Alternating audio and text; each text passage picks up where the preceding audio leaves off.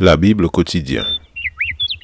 Une série de réflexions quotidiennes centrées sur la parole de Dieu. Que ce livre de la loi ne s'éloigne point de ta bouche. Médite-le jour et nuit, pour agir fidèlement selon tout ce qui y est écrit. Car c'est alors que tu auras du succès dans tes entreprises. C'est alors que tu réussiras. Josué chapitre 1, verset 8.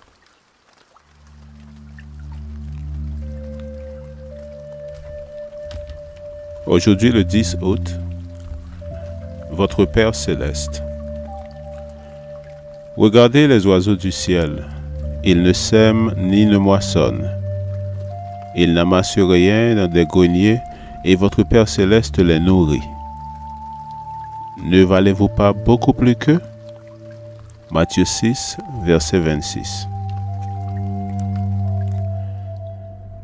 Pour bien comprendre l'état d'esprit qui doit animer un enfant de Dieu, quelqu'un a conseillé d'observer les oiseaux du ciel. Ceux-ci s'envolent dès le matin sans savoir où ils trouveront de la nourriture. Ils n'ont avec eux ni outils, ni bourse bien garnie, ni carte de crédit. Pourtant, ils s'élancent en chantant avec assurance. Le chant des oiseaux est une démonstration de leur confiance dans la providence divine.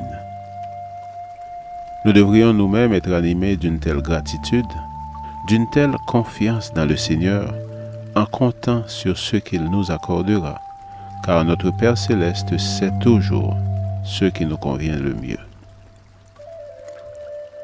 Le peuple de Dieu est doué du statut d'enfant de Dieu pour deux raisons: la création et l'adoption en Christ, ce qui leur confère le privilège de l'appeler notre Père qui est aux cieux.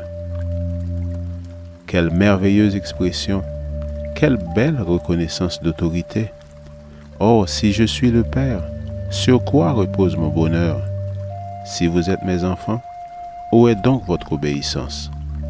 Voici l'amour associé à l'autorité, qui fait naître non un sentiment de révolte, mais le désir de se soumettre avec joie et spontanément, sans attendre les circonstances propices.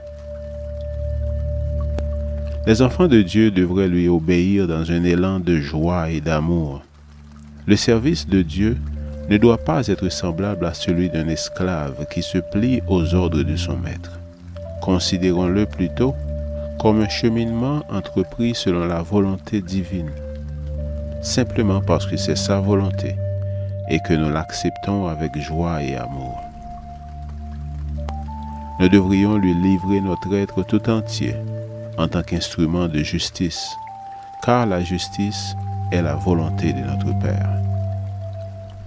Et le sceptre d'argent, loin de ressembler à une verge de fer, sera dispensateur d'amour. Voici donc l'honneur que notre Père céleste attend de nous. L'honneur de tout lui donner, simplement parce qu'il a tout donné pour nous.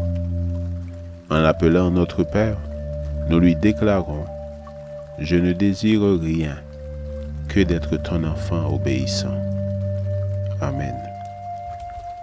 Lecture de la Bible pour aujourd'hui dans l'Ancien Testament, Psaumes 51 et 52. Et dans le Nouveau Testament, Matthieu chapitre 6. Merci d'avoir écouté.